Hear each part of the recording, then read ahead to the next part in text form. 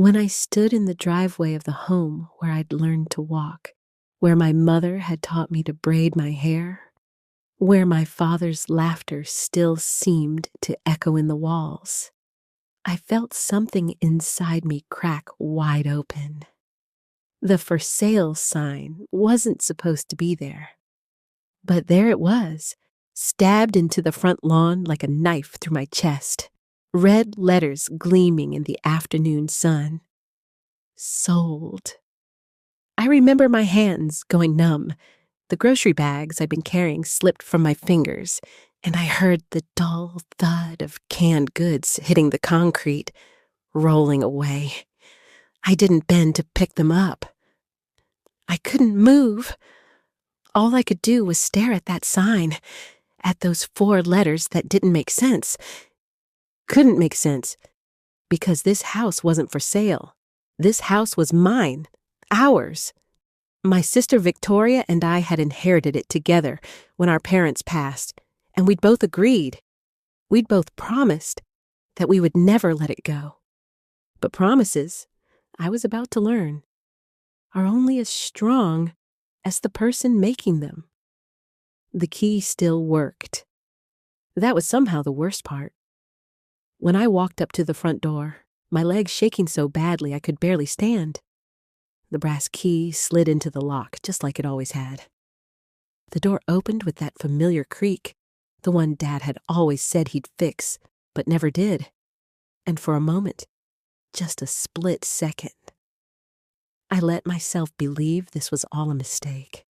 A terrible, horrible mistake that would be cleared up with a single phone call. Then I saw the boxes. They were stacked in the living room. Brown cardboard towers labeled in Victoria's neat handwriting. Kitchen, bathroom, Mom's things. The furniture was still there, but it looked wrong somehow, staged like it was waiting for someone else to claim it. The air smelled different too, not like our home anymore, but like furniture polish and something chemical, something meant to hide what had been and make way for what was coming. My name is Charlotte Ann Morrison. I'm 34 years old, and until that moment, I thought I knew who my sister was. Let me take you back 6 years to when everything was still whole.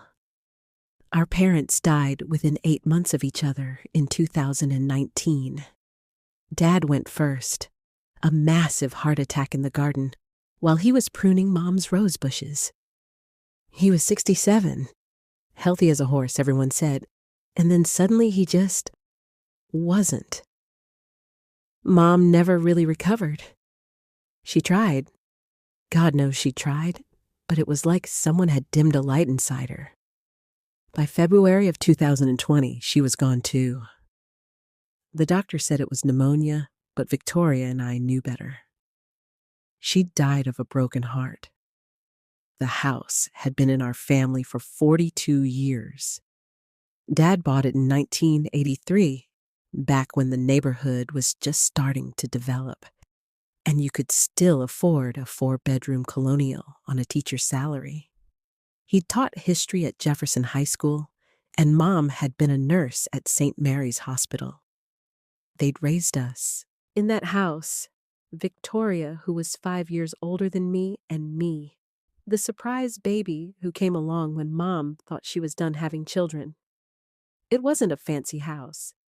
The kitchen counters were original laminate from the 80s, cream-colored with gold flecks that Mom had always hated but never replaced.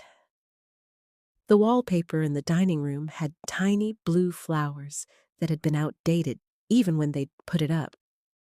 But it was home. It was the place where we'd measured our heights on the doorframe of the pantry, where we'd sat around the table for Sunday dinners, where Mom had nursed us through every childhood illness and Dad had helped us with every homework assignment. After they died, Victoria and I had sat in that same dining room, surrounded by casserole dishes from neighbors and the lingering smell of funeral flowers, and we talked about what to do. "We keep it?" Victoria had said, her voice firm. She was 41 then. a real estate agent, successful, confident, always in control.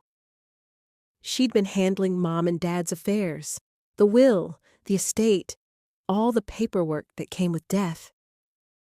"We don't sell. This house is our history, Charlotte. It's all we have left of them." I'd agreed immediately, relief flooding through me. I'd been so afraid she'd want to sell, to cash out and move on. But she'd understood, or at least, I'd thought she had. We decided I would live there. It made sense. Victoria had her own place, a sleek condo downtown that she'd bought at the height of her career. She was married to Glenn, a financial advisor, and they had their life set up.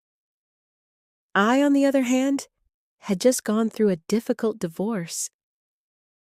My ex-husband, Marcus, had left me for a woman he'd met at his gym, and in the settlement, he'd gotten the apartment we'd shared. I'd been living with a friend, sleeping on her couch, trying to figure out my next move. "You take the house," Victoria had said. "Live there. Take care of it. We'll split any major expenses, but it's yours to maintain. When the time comes, if the time comes, we'll deal with it together." I'd moved in that spring. Being back in my childhood home had been both comforting and heartbreaking. Every corner held a memory, the scuff mark on the wall where I'd crashed my bike indoors when I was 8, the loose floorboard in my old bedroom that creaked when you stepped on it, the kitchen window where Mom used to stand, watching the birds at the feeder Dad had hung from the oak tree. I'd slowly made it my own while trying to honor what it had been. I'd repainted my old bedroom, a soft sage green instead of the baby pink it had been. I'd cleaned out the basement, donated clothes, organized photos. I'd planted new flowers in Mom's garden, tended Dad's rose bushes. I'd paid the property taxes, the utilities, the insurance. Victoria would send me a check every few months for her half of the major bills, and we'd settled into a rhythm. For 5 years, it worked. I'd rebuilt my life in that house. I'd gotten a job as an administrative assistant at a local accounting firm. Nothing glamorous, but steady, reliable. I'd made friends with the neighbors, Mrs. Patterson next door, who brought me tomatoes from her garden, and the young couple across the street with their toddler, who reminded me of myself at that age. I'd started going to yoga classes at the community center. I'd adopted a cat, a scruffy orange tabby I named Marmalade, who'd curl up on the couch with me in the evenings. Victoria and I had drifted apart, the way sisters sometimes do when life gets busy. She was always working, always on her phone, always rushing to the next showing or closing. When we did see each other, holidays mostly, it felt cordial but distant. There was a coolness to her that I couldn't quite place, a sense that she was tolerating me rather than enjoying my company. But I'd chalked it up to grief. We'd both lost our parents. We were both processing in our own ways. I should have paid more attention. The first strange thing happened in March of 2025. I'd come home from work on a Tuesday afternoon to find Victoria's car in the driveway. That in itself wasn't unusual. She had a key, and she'd stop by occasionally to pick up something from storage or check on the property. But when I walked in, she was in Dad's old office, the small room off the living room that still had his books on the shelves and his reading glasses on the desk. She was photographing the room with her phone. "Hey," I'd said, startling her. She'd spun around, her face flushed. "What are you doing?" "Oh, Charlotte, I didn't hear you come in." She'd slipped her phone into her purse too quickly. "I was just taking some photos for insurance purposes. I've been meaning to update our policy on the house, and I needed to document everything." It had seemed reasonable at the time. Victoria was thorough, always had been. She was the responsible one, the one who handled the details. But something about the way she couldn't quite meet my eyes had made my stomach clench. "I can send you copies if you need them," I'd offered. "I have photos of every room from when I moved in." No, that's fine. These are more recent. You know how insurance companies are?" She'd smiled, but it hadn't reached her eyes. "I should go. Glenn's expecting me for dinner." She'd left quickly, and I'd stood in Dad's office, looking around, trying to figure out what felt wrong. Everything was in its place. The books, the desk, the old globe Dad had loved. But the room felt violated somehow, exposed. I'd shaken it off. I was being paranoid. The second incident had come in May. I'd received a notice in the mail from the county assessor's office. It was a standard property valuation update, something that came every few years. The house was now valued at $475,000, up significantly from the $320,000 it had been valued at when we'd inherited it. Real estate in our area had boomed in the last few years, and our neighborhood, once modest and middle class, had become desirable. I'd called Victoria to tell her. "Can you believe it? Almost $500,000. Mom and Dad would be shocked." There'd been a pause on the other end of the line. "Yeah, that's great, Charlotte. It's good for us, for the future. If we ever did decide to sell, which we won't, but still." "Right. Listen, I'm with a client. Can I call you back?" She hadn't called back. The third thing, the thing that should have been a blaring alarm, happened in July. I'd needed Victoria to sign some paperwork for the homeowner's insurance renewal. I'd texted her, called her, left messages. Nothing. For 3 weeks, she'd been unreachable. Finally, I'd driven to her office, a sleek glass building downtown with her name on a placard. Victoria Morrison Hayes, Senior Real Estate Agent. The receptionist had been apologetic. "She's been out of the office a lot lately. Big project, but I can leave this on her desk if you'd like." "What kind of project?" I'd asked. The receptionist had looked uncomfortable. "I really can't say. Client confidentiality and all." I'd left the papers, a knot forming in my chest. Looking back now, I can see the pattern. The photographs, the avoidance, the secrecy. But at the time, I'd convinced myself I was imagining things. Victoria was my sister. She wouldn't betray me. She couldn't, but she could. And she did. It was a Wednesday in early August when everything shattered. I'd taken the afternoon off work for a dentist appointment, and I'd come home early, around 2 p.m. That's when I'd seen the sign, "Sold." After the initial shock, after standing in the living room surrounded by those boxes, I'd done what anyone would do. I'd called Victoria. It had rung 4 times before going to voicemail. "You've reached Victoria Morrison Hayes. Please leave a message." My voice had come out as a whisper. "Victoria, there's a sign in the yard. Call me, now." I'd tried again. Voicemail. And again. Voicemail. On the 4th try, she'd answered. "Charlotte." Her voice had been clipped, businesslike. "I was going to call you." "When?" The word had cracked in my throat. "Before or after the new owners moved in?" There'd been a long silence. In the background, I could hear traffic, the sound of her heels clicking on pavement. She was walking somewhere, probably leaving her office, probably wanting to have this conversation away from her coworkers. "I sold the house," she'd said finally. "We sold the house." "We? We didn't sell anything, Victoria. I live here. This is my home." "It's our house, Charlotte. Legally, we both own it. And I made the decision that it was time to sell." My legs had given out.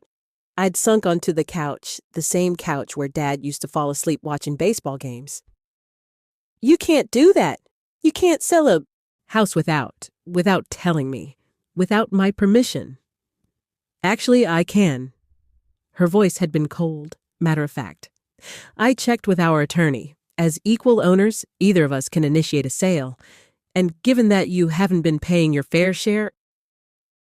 What are you talking about? I've paid every bill. Property taxes, insurance, utilities, maintenance. I've sent you receipts for everything. You've been living there rent-free for 5 years, Charlotte. Do you have any idea what that house could have been making us in rental income?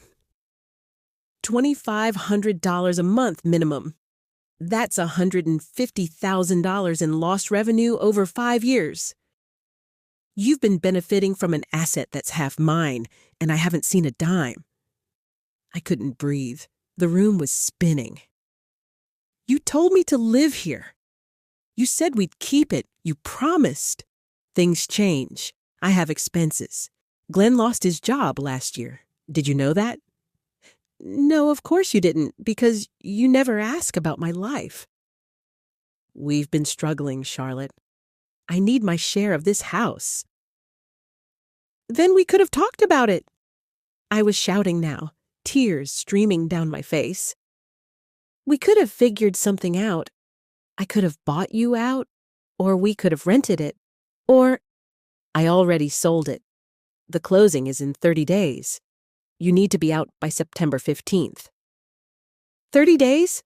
Victoria, I have nowhere to go. You can't just... You'll get your half of the proceeds. After closing costs and my reimbursement for the lost rental income, it'll be about $150,000. That's more than enough for a deposit on a new place. My mind was reeling. Lost rental income? You can't claim that? That's not how this works. It's already been deducted in our agreement. The buyers are paying $460,000. I've calculated everything. You'll get your share. Our agreement? What agreement? I never agreed to anything. Check your email. I sent you the paperwork months ago. You never responded, so I assumed you were fine with it. My hands were shaking as I pulled up my phone, scrolling through my inbox. And there it was, buried in my promotions folder from April. An email from Victoria with a PDF attachment. Property sale agreement, Morrison family home. I'd never seen it. It had gotten filtered, lost in the digital noise of spam and advertisements. I didn't see this. I whispered. Victoria, I swear. I never saw this email. Well, that's not my problem. Her voice had softened slightly, but there was no warmth in it. Look, Charlotte, I'm sorry it worked out this way, but this is business. It's not personal. Not personal? I'd stood up, pacing now, my free hand clenched into a fist. This is our parents' house. Our home. How is that not personal? It's real estate. It's an asset. And I need to liquidate my assets. I'm sorry you're upset, but this is happening. The buyers are a lovely young family. They'll take good care of it. A lovely young family. I'd laughed, a harsh, broken sound. That's great, Victoria. I'm so glad they'll take good care of the house where we grew up. The house where Mom died. The house Dad bought with his first teacher's salary. I'm sure they'll really appreciate the history. Don't be dramatic. Dramatic? You're kicking me out of my home with 30 days' notice, and you're telling me not to be dramatic? You have a month to find a place. That's plenty of time. And you'll have money. More money than you've probably ever had at once. You can start fresh. I don't want to start fresh. I want my home. It's done, Charlotte. I'm sorry. And she'd hung up. I'd stood there in the living room, the phone still pressed to my ear, listening to the dead silence. And then I'd done something I hadn't done since the day we'd buried our mother. I'd collapsed on the floor and sobbed. For 3 days, I didn't leave the house. I'd called in sick to work, turned off my phone, and sat in the silence of rooms that were no longer mine. I'd wandered from space to space like a ghost, touching things. The banister I'd slid down as a child, the kitchen counter where Mom had taught me to make her famous apple pie, the window seat in the living room where I'd spent countless afternoons reading. Everything felt different now. Poisoned. The walls that had once held love and laughter now felt like a tomb, a monument to betrayal. On the 4th day, I'd turned my phone back on. There were 17 missed calls from Victoria. No voicemails, just calls, as if she'd wanted to say something but couldn't quite bring herself to actually speak the words. I deleted every single one without calling back. There was also a message from my friend Jasmine, the one who'd let me stay with her after my divorce. "Charlotte, I heard what happened. Victoria called me asking if you were okay. Call me. Please." Victoria had called my friends. Of course she had. She was managing the situation, controlling the narrative. Poor Charlotte, so emotional about the house. It's just real estate. She'll understand eventually. I'd felt something harden inside my chest, something that had been soft and trusting just days before. I'd opened my laptop and started digging. Victoria had said she'd checked with an attorney, that she had the legal right to sell. I needed to know if that was true. I'd spent hours researching property law, co-ownership rights, forced sales, and the more I'd read, the angrier I'd become. She was technically right. In most states, any co-owner of a property can initiate what's called a partition action, essentially forcing a sale even if the other owner objects. But that process involved courts, mediation, a chance for the other owner to buy out the initiating party. Victoria had bypassed all of that. She'd gone around me, excluded me from the process entirely. And then, I'd found something else. In the property records, for our county, all real estate transactions are public. I'd pulled up the sale information for our house. The buyers had paid $460,000, just like Victoria had said. But the listing agent was Victoria herself. She'd represented both sides of the transaction. She'd sold our family home and collected the commission. I'd calculated it quickly. 6% commission on $460,000. That was $27,600. Victoria had made nearly $30,000 selling our parents' house, on top of her half of the proceeds. My hands had trembled as I'd scrolled through more records. And that's when I'd found the real knife in my back. The email she'd sent me in April, the one I'd never seen. I'd opened it now, read through every word of the attached PDF. It wasn't just a notice of sale. It was a detailed agreement outlining the split of proceeds. And buried in the financial breakdown, in small print on page 4 of 7, was a line item. Reimbursement for lost rental income, $150,000. Victoria was claiming $150,000 in lost rental income for the 5 years I'd lived in the house. The house I'd maintained, paid taxes on, insured, repaired. The house we'd agreed I would live in as my home. After closing costs, her commission, and her reimbursement, my half came to just $87,000. She was taking almost $400,000.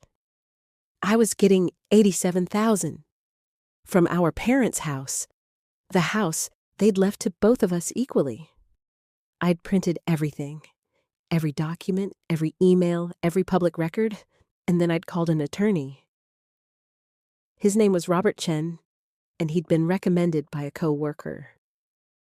I'd sat in his office in downtown, surrounded by law books and framed degrees, and I'd laid out everything. He'd listened quietly, taking notes.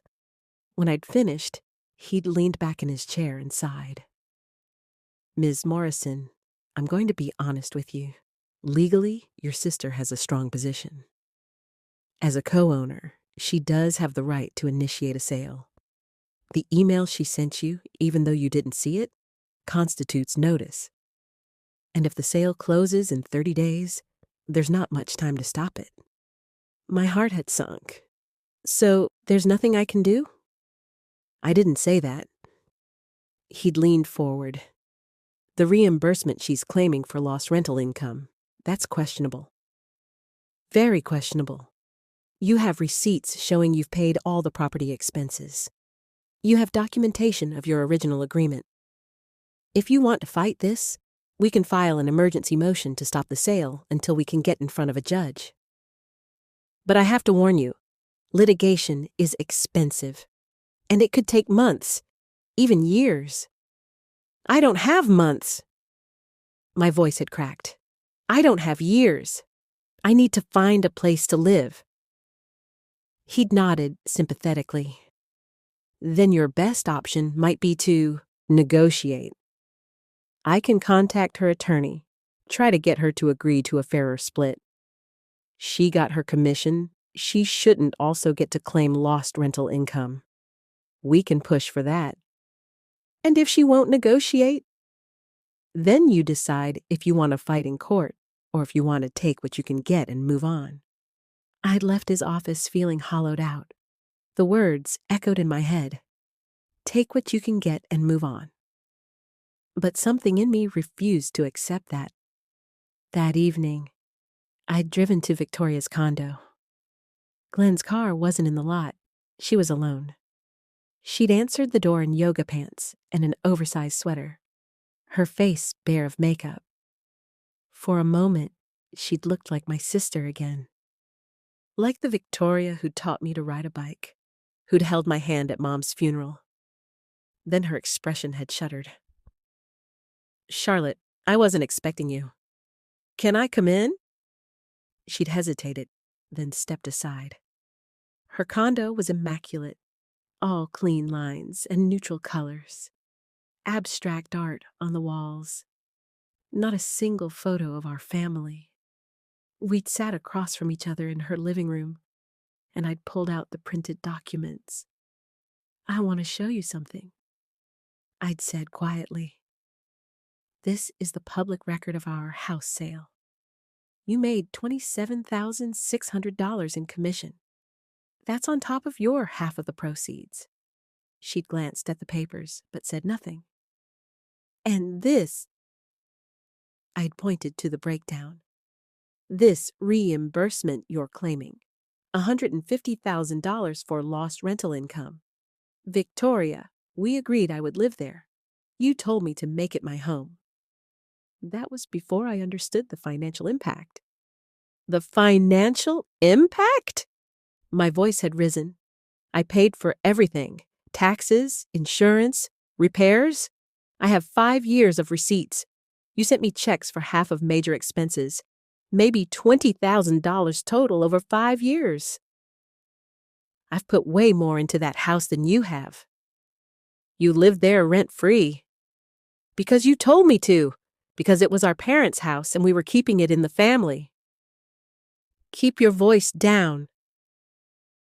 She'd stood, walked to the window overlooking the parking lot. Her arms were crossed, her shoulders tense. I don't expect you to understand. You've never had to worry about money the way Glenn and I have. What are you talking about? I've been on my own since my divorce. I work. I pay my bills. You work as an assistant, Charlotte. You make, what, $40,000 a year? I'm a realtor. I've built a career. Glenn was a financial advisor making 6 figures. And then the market crashed and he lost everything. We have a mortgage on this place. We have car payments. We have debt. So you decided to steal from me? She'd spun around, her face flushed with anger. I didn't steal anything. That house is half mine. I have a right to my share. Your share? Your share is half of the sale price after legitimate closing costs. Not after you pad your pockets with commission and fake rental income. It's not fake. I could have been making money from that property. But you weren't. Because we agreed on something different. Because we're family. The word had hung in the air between us, heavy and accusatory. Family. She'd repeated, her voice bitter. You want to talk about family, Charlotte? Fine. Let's talk about family. You know what it's like being the older sister? Always responsible, always taking care of things. Mom and Dad relied on me for everything. When Dad got sick, who handled his medical appointments? Me. When Mom started declining, who found her the best care? Me. When they died, who dealt with all the paperwork, the estate, the funeral arrangements? Me. And what did you do? I was there. You cried. You grieved. And then you moved into their house and lived your little life while I picked up all the pieces. I'd stared at her, shock rendering me speechless.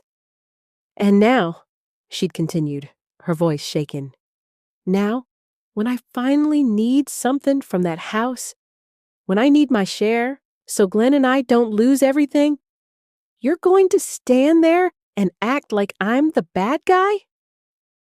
You sold our parents' house without telling me. You're taking almost $400,000 while giving me $87,000. You betrayed me, Victoria. You betrayed Mom and Dad's memory. Don't you dare! She'd pointed a finger at me, her eyes blazing. Don't you dare bring them into this. They're dead, Charlotte. They've been dead for 6 years. And that house is just wood and bricks. It's not them. It's not sacred. It's an asset, and I'm taking what's mine. I'd stood, gathering my papers. My hands weren't shaking anymore. I felt strangely calm, like something had crystallized inside me. You're right, I'd said quietly. They are dead. And you know what? I think that's the only blessing here. Because if they could see what you've become, it would break their hearts all over again. I'd walked to the door. She'd called after me. Charlotte, wait. But I hadn't waited. I'd left, and I'd driven home. No, not home anymore. Just the house. And I'd made a decision. If she wanted to take everything, fine. But I wasn't going to make it easy. The next morning, I'd send a group email. The recipients included every person I could think of who knew both Victoria and me, our aunts and uncles, our cousins, our parents' old friends, neighbors from the old neighborhood, even some of Victoria's colleagues whose contact information I'd found online. The subject line was simple. The truth about the Morrison family home. In the email, I'd attached copies of everything. The public record showing Victoria's commission. The financial breakdown showing her claimed reimbursement. A timeline of events showing how she'd cut me out of the process. And a simple, factual statement of what had happened. I didn't editorialize. I didn't call her names or make accusations. I just presented the facts and ended with, I wanted you to know what happened to the house my parents worked so hard for. I wanted you to know where their legacy went. I'd hit send before I could second guess myself. The response had been immediate and overwhelming. My Aunt Linda, Mom's younger sister, had called within an hour. Charlotte, honey, I had no idea. I don't even have words. I'm calling Victoria right now. My cousin James had texted, What Victoria did is beyond messed up. I'm sorry, Charlotte. You don't deserve this. Mrs. Patterson, our former neighbor, had shown up at my door with a casserole and tears in her eyes. Your mother would be devastated, absolutely devastated. But the most significant response had come from Victoria's office. 3 days after I'd sent the email, I'd received a call from a number I didn't recognize. It was the managing broker at Victoria's real estate firm. "Ms. Morrison, this is Donald Marsh. I'm calling regarding your recent communication about your sister's handling of your parents' property." My stomach had clenched. "Yes? I want you to know that we take allegations of ethical violations very seriously. When an agent represents both sides of a transaction involving a property they personally own, there are very specific disclosure requirements. I'm looking into whether those requirements were properly met." "I see." "Additionally, the deduction of commission from the proceeds before splitting with a co-owner who wasn't informed of the dual representation. That's potentially problematic. I can't discuss details of our internal review, but I wanted you to know we're looking into this matter." After we'd hung up, I'd sat very still, processing what he'd said. Victoria's job might be at risk. Her reputation certainly was. I'd felt a flicker of guilt, quickly followed by anger at myself for feeling guilty. She'd done this. She'd made these choices. I'd just told the truth. The family fallout had been swift and brutal. Aunt Linda had called Victoria, and apparently they'd had a screaming match that ended with Victoria hanging up on her. My Uncle Tom had stopped speaking to Victoria entirely. At a family gathering I wasn't even invited to, a cousin's baby shower, Victoria had apparently shown up, only to have several relatives refuse to speak to her. She'd left early, humiliated. Glenn had called me. That had been surreal. He'd been apologetic, embarrassed. "Charlotte, I didn't know about the rental income thing. Victoria handled all of it. When she told me about selling the house, she made it sound like you'd agreed. I'm sorry. I know that probably doesn't help, but I'm sorry." "Is she okay?" I'd asked, surprising myself. "Honestly, no. She's not. She's barely sleeping. She's stressed about work, about the family, about everything." He'd paused. "Look, I know what she did was wrong, but she's my wife. I have to support her." "I understand. Do you think there's any way to fix this?" I'd thought about that question for a long time before answering. "I don't know, Glenn. I really don't know." The house closing had proceeded as scheduled. Victoria had sent me a final email with the wire transfer information. True to her word, or at least to the legally binding documents she'd created, I had received $87,312. It was more money than I'd ever had in my bank account at one time. It was also a fraction of what I should have received. I'd moved out on September 12th, 3 days before the deadline. I hadn't said goodbye to the house. I couldn't bear to. The apartment I'd found was small, a one-bedroom on the 3rd floor of a building near the downtown area. It had been built in the 1970s and hadn't been updated much since. The carpet was beige and worn. The appliances were avocado green. The bathroom tile was the color of mustard. But it was mine. All mine. No shared ownership, no complicated history. Just a simple lease, a monthly rent payment of $1,200, and a fresh start. I had furnished it slowly, carefully. I had taken almost nothing from the house, just my personal belongings, my clothes, some photos. Everything else had stayed, left for Victoria to deal with, or for the new owners to inherit. I didn't want any of it. Every piece of furniture, every kitchen utensil, every decorative item felt tainted now. Instead, I'd gone to thrift stores, to yard sales, to discount furniture outlets. I'd bought a second-hand couch in good condition, a small dining table, A bed frame. I'd painted the bedroom a calming blue. I'd hung sheer white curtains that let in the light. I'd arranged my books on a simple shelf. I'd put Mom's recipe box, the one thing I had taken from the house, in a place of honor on the kitchen counter. Marmalade had adjusted quickly, as cats do. He'd claimed the sunny spot on the living room floor as his own and spent his days napping and watching birds through the window. Slowly, quietly, I'd rebuilt. I'd gotten a promotion at work. My boss, who'd been understanding about everything I'd gone through, had noticed how hard I'd been working, how focused I'd become. The raise wasn't huge, $5,000 more a year, but it was something. It was progress.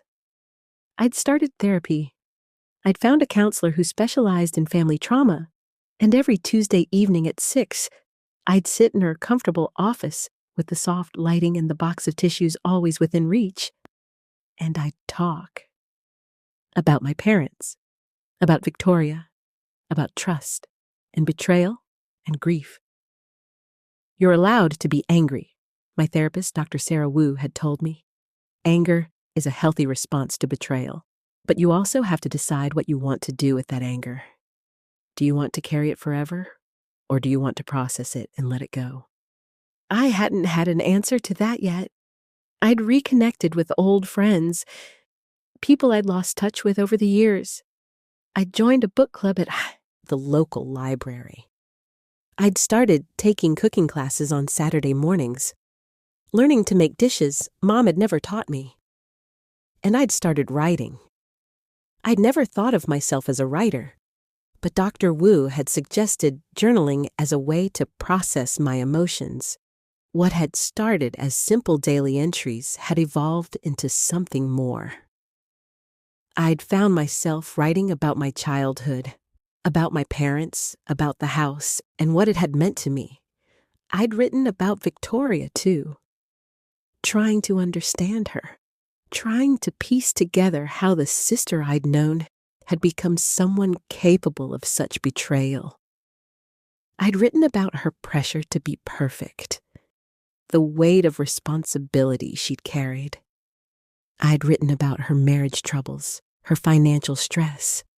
I'd tried, really tried, to see things from her perspective. Understanding didn't mean forgiving, but it meant something. It meant I could hold two truths at once, that Victoria had wounded me deeply and that Victoria was wounded too. 6 months after I'd moved out, I'd received a letter. Not an email, not a text. A physical letter, handwritten on the cream-colored stationery. Dear Charlotte, I don't know if you'll read this. I don't know if you should. But I need to write it anyway. I'm sorry. I know those words are inadequate, and I know they don't undo what I did or repair what I broke. But I need to say them. You were right about everything.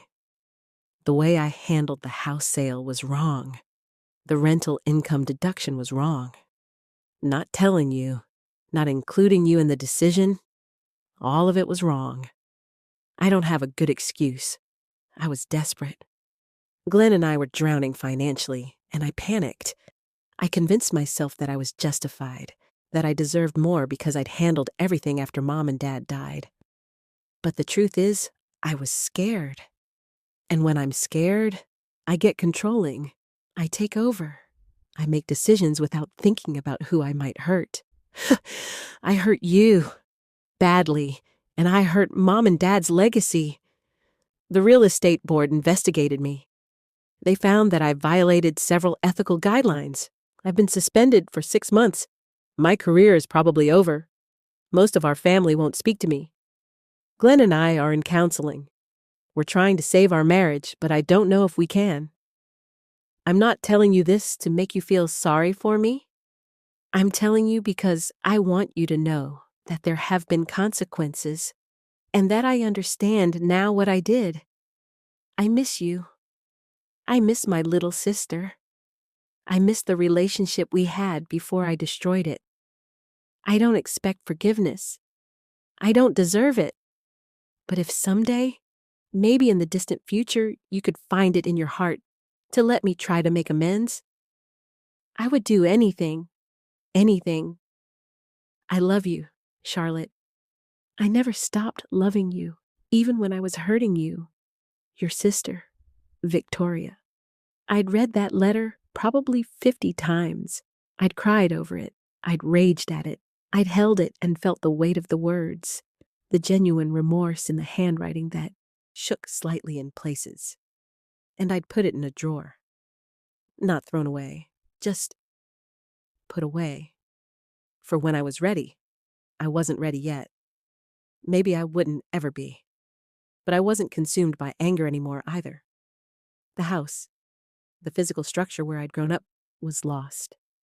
Victoria had seen to that. But the home, the real home, the place made of memories and love and laughter, that was still inside me. Victoria couldn't sell that. No one could. I'd started dating again. Nothing serious yet, just coffee dates and movies, tentative steps back into trusting people. I'd adopted a second cat, a shy gray one I'd named Pepper, who Marmalade had slowly warmed up to. I'd painted a mural on my bedroom wall, a tree like the oak in our old backyard, full of birds and life and color. I'd survived. More than that, I'd begun to thrive. 1 year after the house had been sold, I'd driven past it. I hadn't planned to.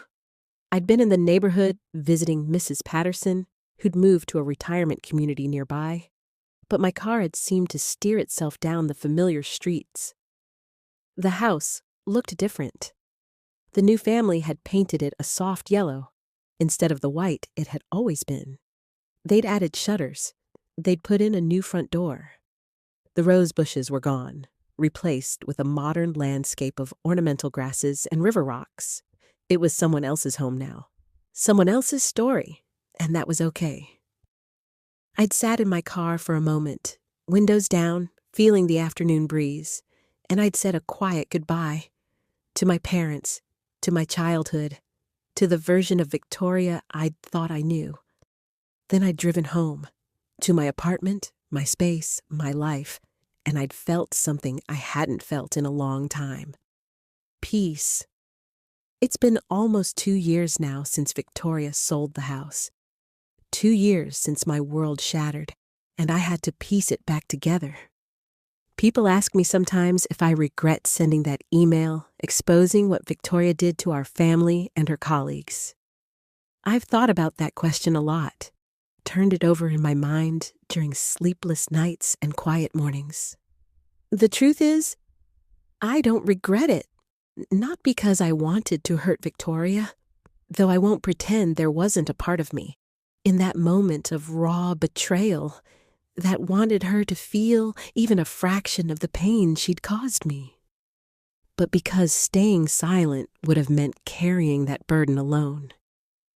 It would have meant protecting someone who hadn't protected me. Some people might say I should have handled it differently, more privately. Maybe they're right. But I was drowning, and that email was my lifeline. It brought me support from family members who hadn't known the truth. It held Victoria accountable in a way the legal system couldn't or wouldn't. And it gave me back some small measure of control in a situation where I'd had none. Do I forgive her? I don't know yet. Forgiveness is complicated. It's not a switch you flip or a decision you make once and it's done. It's a process, slow and messy and full of setbacks. Some days I think about calling her. I imagine what I might say, how the conversation might go. I imagine us meeting for coffee, awkward at first, then gradually finding our way back to something that resembles sisterhood. Not what we had before, that's gone forever, but something new, built on harder truths and harder won trust. Other days, I think I'm better off without her in my life. that some betrayals are too fundamental, cut too deep. That blood doesn't obligate you to keep hurting yourself on someone else's jagged edges. Most days, I just live my life. I go to work. I feed my cats. I make dinner. I call my Aunt Linda. I meet my friends for yoga. I write in my journal. I exist in my small, imperfect, hard-won apartment, and I feel grateful for what I have rather than bitter about what I lost. The money from the house sale, that $87,000, is mostly still in my savings account. I've used some of it for furniture and security deposits and therapy co-pays, but most of it sits there, untouched. Sometimes I think about what to do with it, invest it, put a down payment on a condo of my own, take a trip somewhere I've never been. But the truth is, I don't want it. It feels like blood money, tainted by how it came to me. I know that's not entirely fair. It was my inheritance too, my share of what our parents built. But I can't separate the money from the betrayal. Maybe someday I'll be able to. Maybe someday I'll use it to buy my own house, create my own family home, start a different kind of legacy, a better one. I've learned a lot in these 2 years. I've learned that family can hurt you worse than strangers because you give them access to your softest parts. I've learned that trust, once broken, is nearly impossible to fully repair. I've learned that sometimes the people we think we know best are capable of shocking us in the worst ways. But I've also learned that I'm stronger than I thought, that I can survive betrayal and heartbreak and the loss of almost everything familiar, that I can rebuild, that I can make a home anywhere, because home isn't a building or an address. It's a feeling, a sense of safety and belonging that you carry inside yourself. I've learned that justice and healing aren't the same thing. Victoria faced consequences, professional, familial, social, and while there was a grim satisfaction in that, it didn't actually heal me. Healing came from the slower, quieter work of therapy and time and learning to trust myself again. And I've learned that some questions don't have easy answers. Should I forgive her? Should I let her back into my life? Should I hate her or pity her or try to find some complicated middle ground? I don't know. I honestly don't know. What I do know is this. I'm okay. More than okay, actually. I'm building a life I'm proud of, one small choice at a time. I'm surrounding myself with people who value me, who would never treat me the way Victoria did. I'm discovering who I am outside of being someone's daughter or someone's sister or someone living in a house full of memories. I'm just Charlotte, and that's enough. I still think about my parents sometimes, wonder what they would make of all this. Part of me believes they'd be heartbroken at what happened between Victoria and me, disappointed in both of us for letting it get this bad. But another part of me thinks they'd understand, that they'd be proud of me for standing up for myself, for refusing to be a victim, for building something new from the rubble. I hope they'd be proud. That's all any of us can hope for, really. So if you've made it this far, if you've listened to this whole messy, complicated story, thank you. Thank you for bearing witness to my pain and my healing and everything in between. And if you're going through something similar, if someone you trusted has betrayed you, if family has let you down, if you're standing in the wreckage of something you thought was solid and permanent and safe, I want you to know this. You will survive this. It won't be easy. It won't be quick. There will be days when you can't see how you'll make it through, but you will. You'll find strength you didn't know you had. You'll discover that you're capable of starting over, of building something new, of creating beauty from broken pieces. And maybe, just maybe, you'll find that losing what you thought you needed will lead you to discover what you actually deserve. Would you have sent that email? Would you have exposed what Victoria did, or would you have kept it private? Do you think some betrayals are unforgivable, or is there always a path back to family? Tell me what you think, because the truth is, I'm still figuring it out myself. Every single day, I'm still figuring it out, and maybe that's okay too.